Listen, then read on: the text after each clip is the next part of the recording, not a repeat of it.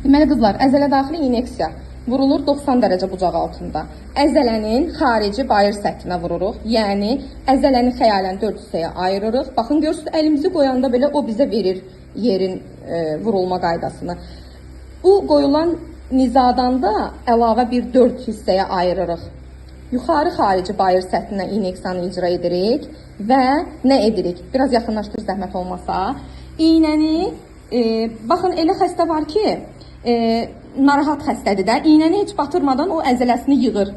İynə qırıla bilər qızlar. Ona görə mümkün qədər bir silindirdən, bir də iqladan bu şəkildə tutuş forması eləyirik ki, xəstənin əzələsini büküşə gətirəndə iynəni əzələyə yeridəndən sonra əlimizi buraxanda əlimiz iqlada qalmalıdır. Çünki iynə qırıla bilər, xəstə əzələsini yığır, əzələ yığıla bilər, piqatlar orada yığıla bilər, istər-istəməz iynə qırıla bilər. İynə qırılmaması üçün və xəstəni narahat etməmək üçün və düzgün şəkildə inyeksiyamızı icra etmək üçün bizim əlimiz silindirlə iqlanın üzərində olmalıdır və iynəni əzələyə 90 dərəcə ilə düz şəkildə giriş eləyirik və hava testini yoxlayırıq. Hava testini yoxlayırıq ki, bir kapilyarı, siniri zədələməmişiksə, dərmanı yeridirik bu şəkildə və çıxardandan sonra pambığı bu şəkildə qoyuruq, çıxardandan sonra basırıq, bax bu formada.